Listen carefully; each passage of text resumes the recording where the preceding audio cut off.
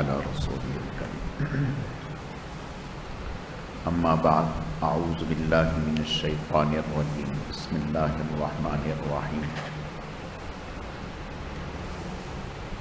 يا أيها الذين آمنوا اتقوا الله ولتنظر نفس ما قدمت لغد واتقوا الله إن الله خبير بما تعملون وقال الله تبارك وتعالى في مقام آخر فلا تزكوا أنفسكم هو أعلم بمن اتقى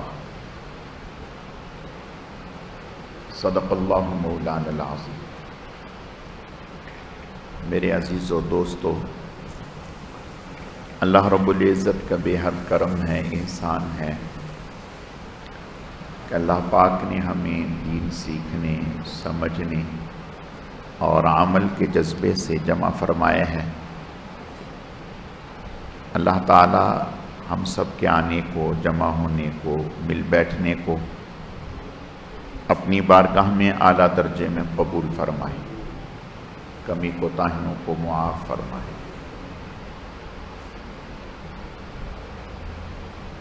جو کچھ کہا سنا جائے اللہ رب العزت اپنی رضا کے لیے اپنی بارگاہ میں قبول و منظور فرمائے۔ میرے عزیزو،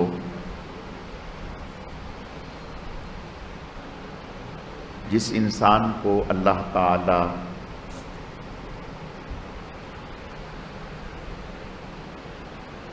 اپنے آپ کو دیکھنے کی توفیق مرحمت فرما دیں،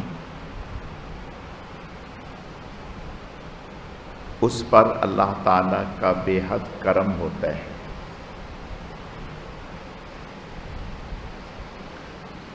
آج ہم دوسروں کو دیکھتے ہیں، اپنے آپ کو نہیں دیکھتے، اور ہمیں ہر ایک میں خامیاں، کوتاہیاں، غلطیاں، عیب نظر آتے ہیں۔ اپنے آپ کو دیکھتے نہیں، اس لیے ہمیں اپنا آپ نظر ہی نہیں آتا۔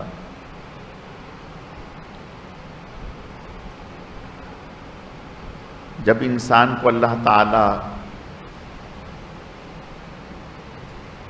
اپنے باطن میں جھانکنے کی توفیق عطا فرما دیتے ہیں، پھر اس سے کوئی اور نظر نہیں آتا۔ پھر وہ یہ سمجھتا ہے میں سب سے بڑھ کر کے باطنی اعتبار سے کمزور ہوں۔ پھر اسے اپنی فکر ہو جاتی ہے، پھر دوسروں کا خیال ذہن سے نکل جاتا ہے۔ آپ دیکھیں، ہسپتال میں کبھی جائیں تو ہر مریض کہتا ہے پہلے ڈاکٹر مجھے دیکھ لے، میری تکلیف دور ہو جائے۔ اس وقت اسے اپنی فکر ہوتی ہے کہ میری تکلیف دور ہو جائے، دوسرے کو بعد میں دیکھیے۔ لیکن باطن کے اعتبار سے ہمیں شیطان جو ہے وہ اس طرف آنے ہی نہیں دیتا کہ ہم اپنی خامیوں کا جائزہ لیں، اپنی کوتاہیوں کا جائزہ لیں، اپنی غلطیوں کا جائزہ لیں۔ ہمیں یوں لگتا ہے کہ ہم میں تو کچھ بھی غلطی نہیں، باقی ساری دنیا ہی غلط ہے۔ یہ بہت بڑی ہلاکت والی بات ہے۔ اللہ تعالی ہم سب کی حفاظت فرمائے۔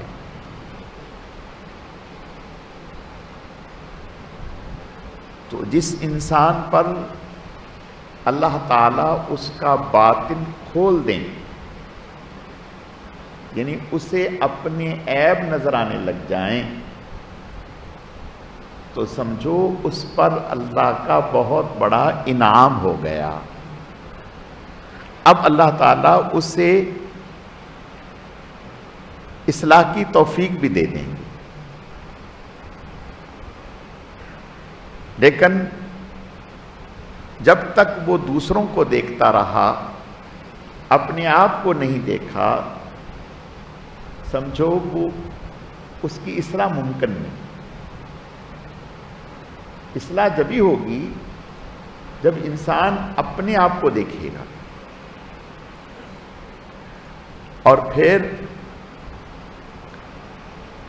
جب ہم دوسروں کو دیکھیں اور دوسروں کی کوتاہیاں ہمیں نظر آئیں، غلطیاں نظر آئیں، تو تھوڑی دیر کے لیے اپنے دامن میں نظر ڈالیں، اپنے اندر جھانکیں، کیا یہ میرے میں تو نہیں؟ اور اگر اندر سے آواز آئے کہ آپ میں بھی یہ ہیں، تو پھر تھوڑی دیر کے لیے یہ کہیں کہ تجھے دوسرے سے نفرت ہو رہی ہے، اپنے سے کیوں نفرت نہیں ہو رہی؟ جو خامیاں، جو کوتاہیاں دوسرے میں ہیں وہ تیرے میں بھی ہیں. دوسرے سے تو نفرت کر رہا ہے اور اپنے آپ سے نفرت کیوں نہیں کر رہا؟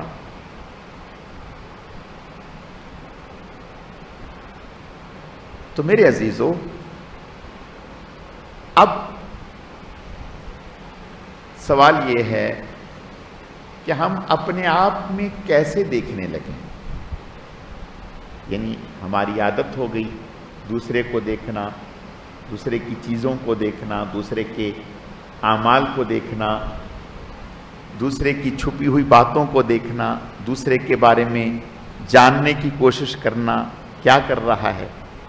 اتنا تجسس اپنے بارے میں کیوں نہیں؟ اپنی اتنی فکر کیوں نہیں؟ یہ باطن کی خرابی ہے، یہ دل کی خراب ہونے کی نشانی ہے. تو میرے عزیزو، اس کو کہتے ہیں حاسبو قبل ان تحاسب. اپنا احتساب کرنا، احتساب کے لیے پیش ہونے سے پہلے اپنا حساب کرنا، اپنا جائزہ لینا. میں کیا ہوں؟ میرے اعمال کیا ہیں؟ شیطان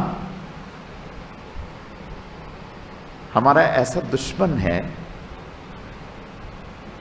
کہ ہم پوری کوشش کرتے ہیں کہ دوسروں کو دکھائیں کہ ہم بڑے نیک ہیں. سمجھیں بات کو، شیطان ہمارا دشمن ہے. وہ ہمارے دل میں یہ ڈالتا ہے کہ ہم دوسروں کو دکھائیں کہ ہم بہت نیک ہیں، اور ہوتے نہیں. دکھانے کی فکر ہوتی ہے کہ دوسروں کو دکھائیں، دوسروں کو بتلائیں، کسی نہ کسی ذریعے سے دوسروں کے اوپر ظاہر کریں کہ میں تو بہت نیک آدمی ہوں. یہ بھی شیطانی دھوکہ ہے. جو ہوتا ہے اسے دکھانے کی ضرورت نہیں ہوتی، جو ہوتا ہے اسے دکھانے کی ضرورت نہیں ہوتی، اور جو نہیں ہوتا اسے فکر ہوتی ہے کہ میں کسی نہ کسی طریقے سے دوسرے کی نظر میں اچھا بنوں، دوسرے کی نظر میں اچھا بنوں. یہ اس بات کی نشانی ہے کہ ہے نہیں، اور یہ ہے بہروپیہ پن. یاد رکھیں، اگر آپ واقعتاً اندر میں نیک ہیں تو میں قسم کھا کر کے کہتا ہوں آپ کسی کو نہ بتائیں، اللہ ہی کافی ہیں، اللہ خود دنیا کو بتا دیں گے. اللہ خود دنیا کو بتا دیں گے. حدیث میں آتا ہے اللہ نہ کسی کی نیکی کو چھپا رہنے دیتے ہیں، نہ کسی کے گناہ کو چھپا رہنے دیتے ہیں. 7 کمروں میں چھپ کر کوئی گناہ کرے، اللہ اس کو رسوا کر دیتے ہیں، اس کے چہرے پر رسوائی کی چادر ڈال دیتے ہیں، دنیا کو ظاہر کر دیتے ہیں کہ یہ اس گناہ میں مبتلا ہے۔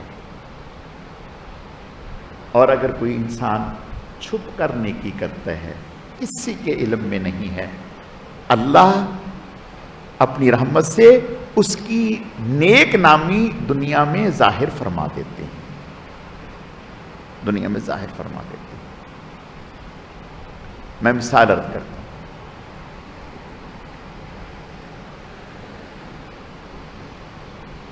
مدینہ میں کچھ لوگ تھے جو ضعفاء تھے، غریب بیوہ عورتیں، بڑی عمر کی عورتیں، جن کا کوئی پرسان حال نہیں تھا۔ سیدنا صدیق اکبر رضی اللہ تعالیٰ عنہ نے ایک لسٹ تیار کر دی اور ہر ایسے گھر کو ایک خدمت کے لیے آدمی دے دیا کہ بھی آپ اس کو بیت المال سے وظیفہ دیتے یا غلام ہوتا وہ دے دیتے کہ بھی اس گھر والوں کی آپ نے خدمت کرنی ہے، ایک غلام خدمت کے لیے دے دیا۔ اب وہ غلام جو بھی گھر کے کام کاج ہوتے وہ کرتا۔ ایک دن وہ لسٹ حضرت عمر بن خطاب رضی اللہ تعالیٰ عنہ کے ہاتھ لگ گئی، جس میں مدینہ کے ایسے گھروں کا نام لکھا ہوا تھا۔ تو وہ لسٹ حضرت عمر بن خطاب کے سامنے آ گئی۔ جب ان کے ہاتھ لگی، انہوں نے اس میں نام پڑھے تو دیکھا کہ ہر گھر کی خدمت کے لیے ایک نہ ایک شخص کا انتظام کیا ہوا ہے۔ ایک گھر ایسا ہے کہ جس کے سامنے خدمت والے کا کسی کا نام نہیں، یعنی اس گھر کو ابھی کوئی آدمی خدمت کے لیے دیا نہیں، یعنی سب کو آدمی دے دیا، اس گھر والوں کو ابھی کوئی نہیں ملا۔ سیدنا عمر بن خطاب رضی اللہ تعالیٰ عنہ نے پڑھنے کے بعد دل میں سوچ لیا کہ جب اس گھر کی خدمت کے لیے حضرت سیدنا صدیق اکبر کسی کا انتظام کر دیں گے تو ہو جائے گا، جب تک کسی کا نام نہیں لکھا جاتا اس وقت تک میں ہی اپنے آپ کو خدمت کے لیے پیش کر دیتا ہوں۔ اور یہ بات اپنے دل میں ہے، کسی کو بتایا نہیں، نہ صدیق اکبر کو بتایا نہ کسی اور کو۔ اگلے ہی دن اس گھر پہنچے، صبح ہی صبح وہاں جا کر کے دستک دی اور کہا، انہوں نے پوچھا کون؟ کہا کہ آپ کے گھر کے کام کاج کے لیے آیا ہوں۔ اس وقت سب سے بڑا کام یہ ہوتا تھا کہ باہر سے پانی بھر کے لانا۔ آج کا زمانہ تو تھا نہیں کہ گھر میں جو ہے نل کا سسٹم ہو، ٹینکی سے پانی آ جاتا ہے، شہر سے پانی آ رہا ہے، لائن کا پانی آ رہا ہے۔ اس وقت تو پانی بھر کے لانا، اب جس گھر میں مرد نہیں ہے ان کے لیے کتنا مشکل ہے باہر سے پانی بھر کے لانا، یہ کتنا مشکل ہے۔ یہ بہت بڑا کام ہوتا تھا، اور بھی کئی سارے کام چھوٹے موٹے۔ تو حضرت عمر بن خطاب رضی اللہ تعالیٰ اندھیرے میں گئے اور جا کر کے دروازے پہ دستک دی اور فرمایا کہ بھئی، ان گھر والوں سے دروازہ کھٹکھٹایا، انہوں نے پوچھا کون؟ کہا کہ بھئی آپ کے گھر کے جو کام کاج ہیں، پانی بھرنا ہے یا کوئی اور ضروریات ہیں، وہ میں کرنے کے لیے آیا ہوں۔ اور یہ نہیں بتایا کہ میں عمر ہوں فلاں، یہ باہر سے ہی ان کو بتایا کہ میں اس لیے آیا ہوں۔ انہوں نے کہا کہ وہ تو ہو گیا، وہ تو کام کر کے چلا گیا۔ ایک کوئی چوکیدار آیا تھا کام کرنے والا، وہ کر کے چلا گیا۔ حضرت عمر بن خطاب رضی اللہ تعالیٰ سر پکڑ لیا کہ وہاں تو لکھا ہوا ہے کہ کوئی بھی نہیں، ابھی اس گھر کو کوئی فرد نہیں دیا، کسی کا انتظام ہوا نہیں۔ اگر ہوا ہوتا تو وہاں لسٹ میں نام ہوتا، وہاں کسی کا نام نہیں، اور یہ کہہ رہے ہیں کہ کوئی آیا تھا اور کر کے چلا گیا۔ بڑے حیران ہوئے۔ خیر، کہا کہ اچھا۔ اگلے دن پھر آئے، پھر دستک دی، پھر پوچھا، انہوں نے کہا کہ ہاں آئے، وہ تو ہو گیا، ایک صاحب آئے تھے کر کے چلے گئے۔ اچھا بھئی وہ کون ہے؟ پھر تیسرے دن جلدی آئے۔ جب جلدی آئے تو دیکھا کہ ایک آدمی گھر سے نکل رہا ہے اور نکل کے جا رہا ہے، سمجھ گئے کہ یہی ہے، آگے بڑھ کر کے دیکھا تو وہ صدیق اکبر تھے۔ اب بتاؤ، دیانتداری سے بتاؤ، ہم اگر کسی کو کبھی کوئی راشن دے دیں، کسی کا کوئی بل بھر دیں، کسی کا کوئی اور کام کر لیں تو پورے محلے میں گنگناتے ہیں اور پورے محلے میں بتاتے ہیں ارے صاحب ہم نے یہ کام کر دیا، ہم نے یہ کام کر دیا۔ ابھی کیا ہی نہیں ہوتا، سوچا ہوتا ہے کہ میں کروں گا، پہلے سے گیت گانا شروع کر دیتا ہے کہ میں نے یہ سوچا ہے، میں نے یہ سوچا ہے، میں یہ کر دوں گا، میں یہ کر دوں گا، اور کام تک کمی نہیں کیا۔ اور یہاں کام ہو رہا ہے اور خبر ہی نہیں کسی کو، اور کر کون رہا ہے؟ کر کون رہا ہے؟ دیکھو آج ہم دو رخ ہو گئے۔ بعض لوگ ہیں جو خدمت خلق میں لگے ہوئے ہیں، جو بندوں کی خدمت کرتے ہیں، وہ اس رخ پہ نہیں، یعنی دین کی لائن پہ نہیں، بندوں کی خدمت بہت کرتے ہیں، نالی بنوا دی، یہ کر دیا، وہ کر دیا، فلاں کے کام آ گئے، یہ بہت کرتے ہیں، لیکن اس طرف سے کام چوپٹ ہے، نماز دیگر ان چیزوں میں نہیں۔ اور جو ان چیزوں میں ہیں کہ صف اول میں بیٹھ رہا ہے، نماز پڑھ رہا ہے، دین کے مسئلے بیان کر رہا ہے اور دینی کام کر رہا ہے، وہ اس کام کی طرف نہیں، وہ کہہ رہے کہ لو میں دوسروں کی خدمت کروں، میں تو اس کام کے لیے ہوں ہی نہیں۔ اب بتائیں، صدیق اکبر سے بڑھ کر روئے زمین پر کوئی عالم نہیں تھا اللہ کے نبی کے بعد۔ حضور علیہ السلام کے بعد صدیق اکبر سے بڑا کوئی عالم نہیں تھا۔ حضور علیہ السلام نے فرمایا جو اللہ نے میرے سینے میں نچوڑا وہ میں نے صدیق اکبر کے سینے میں ڈال دیا۔ اور حضور علیہ السلام نے اپنی نیابت اپنی زندگی میں صدیق اکبر کو دی کہ ان کو مصلی پہ کھڑا کر دیا، مصلی پہ کھڑا کر دیا۔ ایک دن جب حضور علیہ السلام بیمار تھے، ایک دن صدیق اکبر رضی اللہ تعالیٰ ابھی پہنچے نہیں، نماز کا وقت ہو گیا، انہوں نے حضرت عمر بن خطاب سے کہہ دیا کہ آپ پڑھا دیں۔ حضرت عمر بن خطاب رضی اللہ تعالیٰ نے جب نیت باندھی، آواز اونچی تھی، حضور علیہ السلام تک آواز پہنچی، حضور نے فرمایا نہیں نہیں، اللہ اور اس کا رسول صدیق اکبر کے علاوہ کسی اور پر تیار نہیں۔ عمر بن خطاب نے نماز توڑ دی،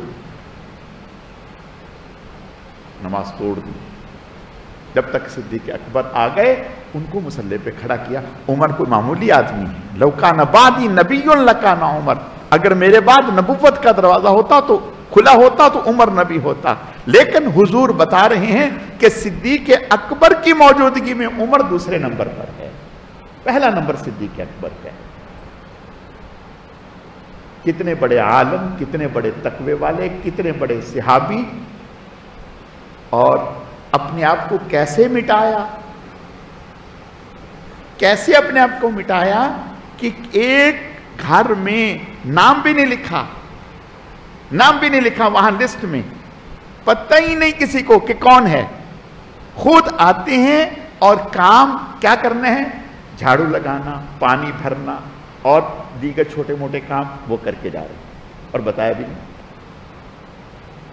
یہ راز تو تب کھلا جب عمر بن خطاب رضی اللہ تعالیٰ عنہ کے دل میں آئے۔ تو میں عرض یہ کرنا چاہتا ہوں، اللہ نیکی چھپی نہیں رہنے دیتے، اس کی نیک نامی بندوں پر ظاہر فرما دیتے ہیں۔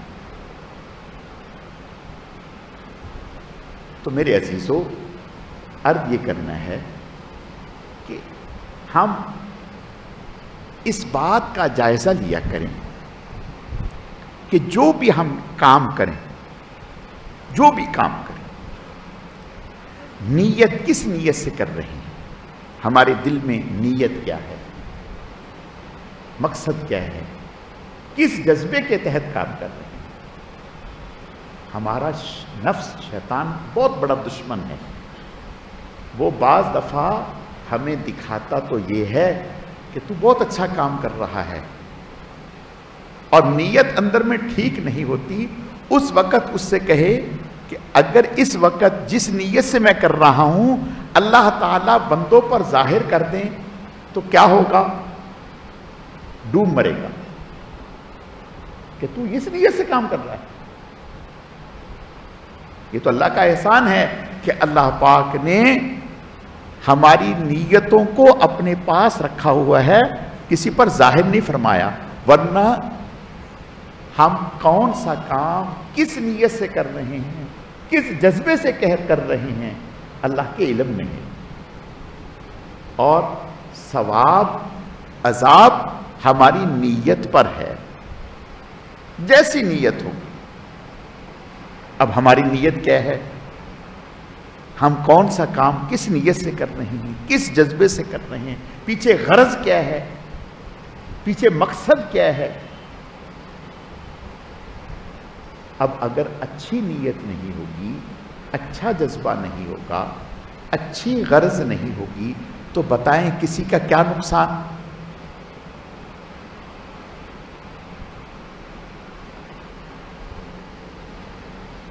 حدیث میں آتا ہے کہ ایک شخص نے ہجرت کی۔ ہجرت اتنا بڑا عمل ہے، اتنا بڑا عمل ہے کہ آپ نے ارشاد فرمایا جس نے ہجرت کی اللہ تعالیٰ اس کی زندگی کے پہلے تمام گناہ معاف فرما دیتے ہیں۔ اب ایک عورت کو انہوں نے پیغام نکاح دیا، اس سے کہا کہ تو میرے ساتھ نکاح کر لے۔ اس نے کہا کہ ٹھیک ہے، میں اس شرط پر نکاح کرتی ہوں کہ آپ ہجرت کر لیں، ہجرت کر کے یہاں آ جائیں، نکاح کر لیں۔ انہوں نے کہا ٹھیک ہے۔ اب انہوں نے ہجرت کی۔ آپ علیہ السلام نے ارشاد فرمایا انما الاعمال بالنیات وانما لامرئ ما نوى فمن كانت هجرته الى الله ورسوله فهجرته الى الله ورسوله ومن كانت هجرته الى دنيا يصيبها او امرأة يتزوجها فهجرته الى ما هاجر اليه۔ فرمایا جس نے اللہ اور اس کے رسول کے لیے ہجرت کی تو اس کی ہجرت تو واقعی اللہ اور اس کے رسول کے لیے ہے، اس کو تو اس ہجرت پر وہ سارا اجر و ثواب مل گیا جو اللہ اور اس کے رسول نے بیان کیا ہے۔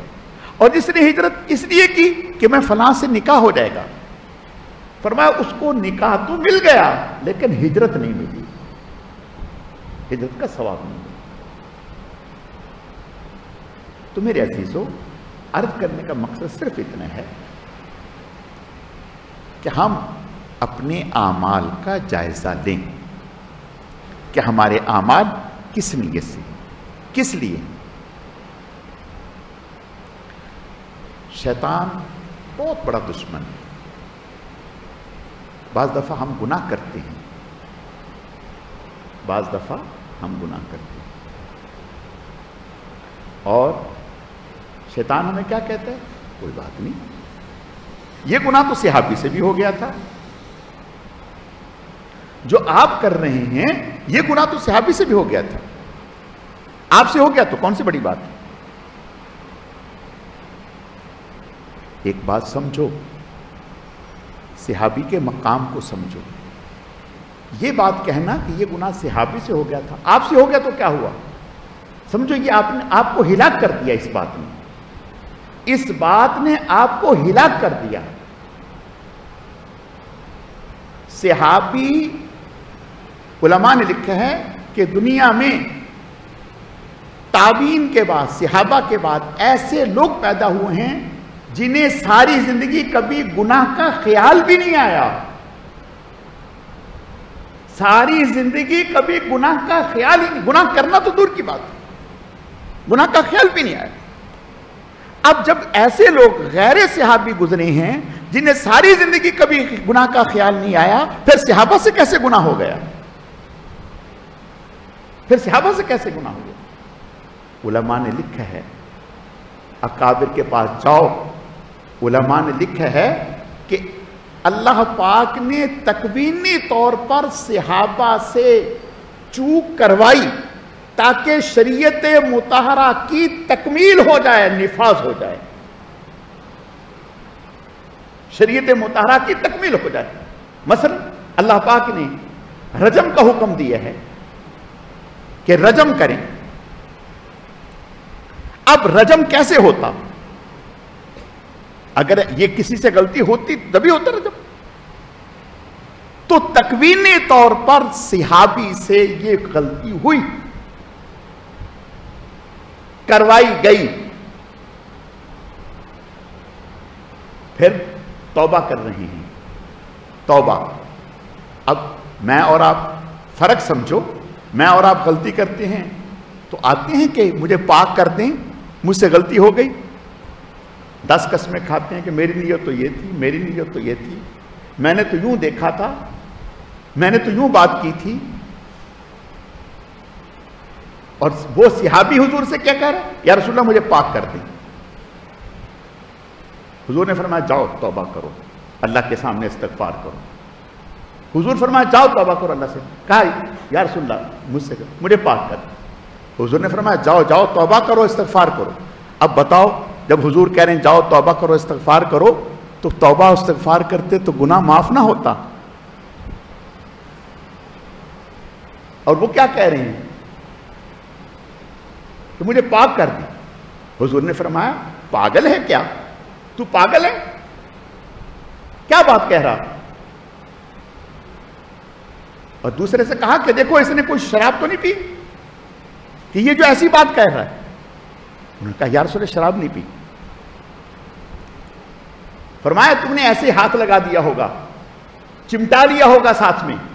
اس نے کہا نہیں یا رسول اللہ، مجھ سے وہی کام ہوا ہے جو ایک شوہر بیوی سے کرتا ہے۔ اب آپ نے ارشاد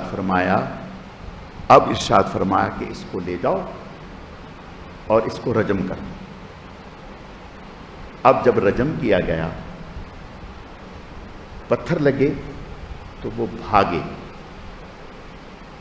صحابہ اکرام پیچھے بھاگے اور بھاگ کر کے ان کو مار مار کے ختم کر دیا۔ آپ نے ارشاد فرمایا جب وہ بھاگ گیا تھا تم نے چھوڑ کیوں نہیں دیا؟ چھوڑ کیوں نہیں دیا؟ پھر فرمایا سنو، اس نے ایسی توبہ کی ہے کہ مدینے پہ تقسیم کرتے ہیں سب کی مغفرت کے لیے کافی ہو جائے۔ ہم کس منہ سے کہتے ہیں کہ صحابہ سے بھی ہوا؟ نہیں، توبہ کریں۔ اللہ نے شریعت کی تکمیل کے لیے اگر ایسا نہ ہوتا تو لوگ کہتے کہ رجم کا حکم تو آیا، کوڑوں کا حکم تو آیا، ہاتھ کاٹنے کا حکم آیا، لیکن ہونا ممکن نہیں ہے۔ حضور علیہ السلام سے یہ تکمیل کروائی گئی، ورنہ حضور کے صحبت یافتہ جب بعد کے لوگ ایسے گزرے ہیں جن کو پوری زندگی کبھی گناہ کا خیال نہیں آیا، حضور کا صحبت یافتہ اور وہ ایسا سوال پیدا نہیں۔ حضور علیہ السلام فرما رہے ہیں کہ میرا صحابی اس کا اخلاص کا عالم یہ ہے کہ ایک مٹھی جو خرچ کر دے، بعد میں آنے والا احد پہاڑ کا سونا خرچ کر دے، اس کے اخلاص کو نہیں پہنچ سکتا۔ تو میرے عزیزو، میں عرض یہ کرنا چاہتا ہوں، یہ سب سے بڑی بربادی، جب آپ اپنا جائزہ نہیں لیں گے، اپنا باطن نہیں دیکھیں گے، تو پھر شیطان ایسی چیزیں لائے گا۔ تو اس لیے اپنے نیتوں کا جائزہ۔ اب ہمیں صحابی کی یہ کوتاہی نظر آتی ہے، اور ادھر دیکھیں عمر بن خطاب رضی اللہ تعالیٰ عنہ وضو کر رہے ہیں، نماز نکل گئی، وضو کر رہے ہیں، نماز نکل گئی۔ اس بات پر کہ وضو کرتے میری نماز کیوں نکلی، 2 غلام آزاد کر دیے۔ کتنے؟ 2 غلام، اور ایک غلام 20,000 درہم کا۔ یعنی 40,000 درہم ایک نماز نکلنے پر آزاد کر دے دیے. صحابہ کا مقام تو یہ ہے. ہم کیسے کہیں گے کہ ان سے بھی غلطی ہوئی؟ نماز میں رکعت بھول گئے, باغ میں نفل پڑھ رہے ہیں, 2 پرندے لڑ رہے ہیں, ان کی طرف متوجہ ہوئے, رکعت بھول گئے. کون سی رکعت ہے؟ سلام پھیرا, پورا باغ ہی وقف کر دیا, اللہ کے راستے میں صدقہ کر دیا. 35,000 درہم کا باغ تھا. کہا اس کی وجہ سے میں اللہ سے غافل ہوا. اب بتاؤ, ان کا حال تو یہ ہے. اور ہم صحیح صدقہ کرنے کے لیے بھی تیار نہیں. تو میرے عزیزو, اعمال کا جائزہ لو. انما الاعمال بالنیات, کہ ہمارے اعمال کیسے ہیں. اور پہلے ہی آپ اللہ کے نبی نے ارشاد فرمایا, الحلال بین والحرام بین. فرمایا حلال بھی واضح, حرام بھی واضح.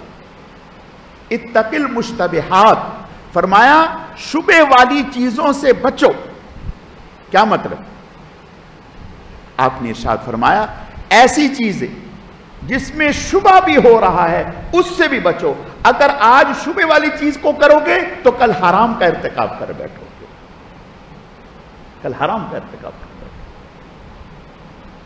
تو میرے عزیزو, ایک بات پچھلے درس میں بھی میں نے کہی, آج پھر کہہ رہا ہوں. ہم دنیاوی معاملات میں تو اپنے آپ کو چاہتے ہیں کہ ہم اللہ کے خاص بنیں, اور دینی معاملات میں ہم عوام الناس کی طرح بنتے ہیں. نہیں, دینی معاملات ہم جائز والے راستے کو اختیار نہ کریں, تقوی والے راستے کو اختیار کریں. جائز ناجائز کا راستہ عوام الناس کے لیے ہے. بات سمجھ میں آ رہی ہے؟ عوام الناس کون ہیں؟ عوام الناس وہ ہے جو مسجد سے نہیں جڑی ہوئی. عوام الناس وہ ہے جو کسی دینی شغل سے نہیں جڑی ہوئی. جو آدمی کسی خانقاہ سے وابستہ ہے, دعوت و تبلیغ سے وابستہ ہے, جہاد سے وابستہ ہے, مدرسے سے وابستہ ہے, وہ عوام نہیں ہے, وہ خاص ہے. اس کو جائز ناجائز, اگر وہ جائز ناجائز پر چلے گا کہ یہ جائز یہ ناجائز, تو لکھ لے میری بات, وہ حرام میں مرتکب ہوگا, حرام میں جائے گا. آج نہیں تو کل, کل نہیں تو پرسوں حرام میں جائے گا. اور جو حرام نہیں, تقوی اور غیر تقوی, تقوی اور غیر, آپ خواص ہیں, آپ خواص ہیں.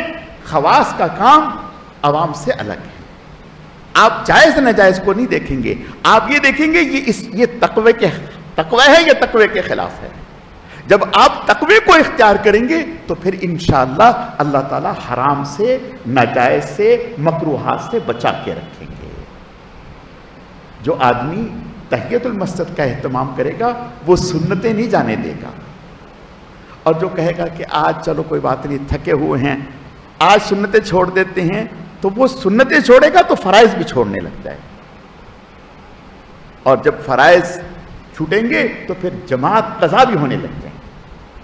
تو اس لیے میرے عزیزو, ہم تقوی والے لوگ ہیں, تقوی کو اختیار کریں. اور تقوی ہر چیز میں تقوی, نگاہ میں تقوی, زبان میں تقوی, سننے میں تقوی, پہننے میں تقوی, عبادات میں تقوی, معاملات میں تقوی, گھر والوں کے ساتھ تقوی, باہر کی زندگی میں تقوی, ہر چیز میں تقوی. تقوی صرف ایک چیز کا نام نہیں, پورے دین پر چلنے کا نام تقوی ہے. اللہ تعالیٰ مجھے آپ کو تقوی والی زندگی اختیار کرنے کی توفیق عطا فرمائے. اور جو عوام والی زندگی ہے وہ تو عوام والی ہے, وہ تو عوام والی ہے. میرے عزیزو دیکھو, ہم یہ چاہتے ہیں کہ ہمیں پتہ چل جائے کہ اللہ کے ہاں ہمارا مقام کیا ہے. بڑا آسان طریقہ ہے. آپ یہ دیکھیں کہ اللہ کا آپ کے دل میں مقام کیا ہے. اگر آپ کو اللہ سے شرم اور حیا آتی ہے تو پھر اللہ، اگر آپ دل سے اللہ کے ساتھ محبت کر رہے ہیں اور ایک خاص تعلق رکھ رہے ہیں تو اللہ بھی آپ کے ساتھ خاص تعلق رکھے. اور اگر آپ اللہ کے ساتھ عمومی تعلق رکھتے ہیں جیسے عام چل رہا ہے تو پھر ٹھیک ہے، ادھر سے بھی جتنا گڑ ڈالیں گے اتنا میٹھا ہے. اور یاد رکھیں، جب اللہ تعالیٰ دل میں اپنا تعلق نصیب فرما دیتے ہیں تو پھر پھونک پھونک کے قدم رکھتا ہے، پوچھ پوچھ کے قدم رکھتا ہے، پھر سوچ سمجھ کے قدم رکھتا ہے. پھر ایسا کیوں کرتا ہے کہ ادھر سے جو ایک شمع روشن ہوئی ہے کہیں ایسا نہ ہو کہ اس کی ناراضگی کی وجہ سے وہ بجھ جائے.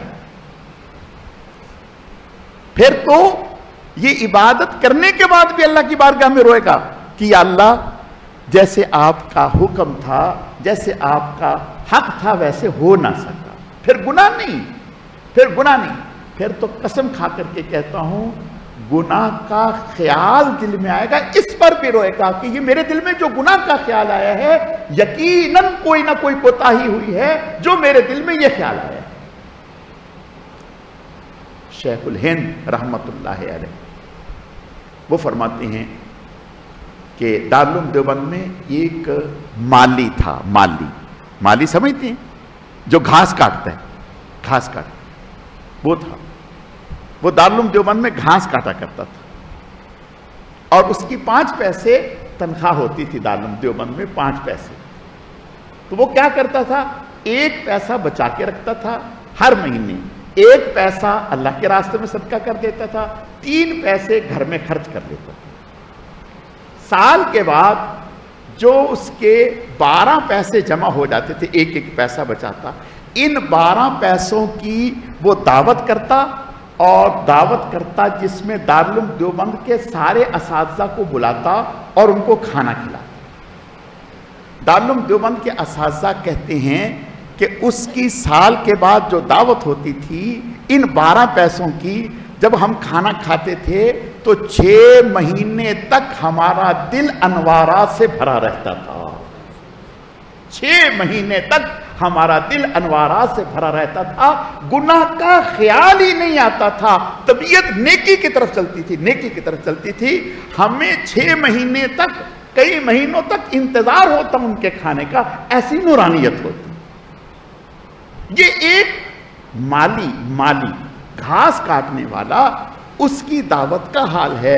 جب وہ لوگوں کو جو کھانا کھلا رہا ہے، اساتذہ کو کھانا کھلا رہا ہے، ان کے اندر میں ایسے انوارات ہیں، وہ جو خود کھاتا ہوگا اس کا کیا عالم ہوگا. تو دیکھو بھائی، بات یہ ہے، جانکاری سے ناراض مت ہونا. ہم اپنے گھروں میں کھاتے ہیں نا، نماز بھی پڑھتے ہیں، کھانا بھی کھاتے ہیں. غور کیا کرو ہمارے اندر میں کیسے جذبات آ رہے ہیں، ہمارے اندر میں کیا جذبات آ رہے ہیں. ہمارا دل گناہ کی طرف لگ رہا ہے، نیکی کی طرف لگ رہا ہے. اس سے اپنے آپ کو پکڑو کہ گاڑی کو پٹرول صحیح نہیں مل رہا، گاڑی کو پٹرول صحیح نہیں مل رہا، 2 نمبر پٹرول مل رہا ہے، اس لیے میری طبیعت اس طرف چل رہی ہے. جب میری طبیعت اس طرف چل رہی ہوگی، میرے بچوں کا کیا حال ہوگا، میری بیوی کا کیا حال ہوگا، میرے ماتحتوں کا کیا حال ہوگا.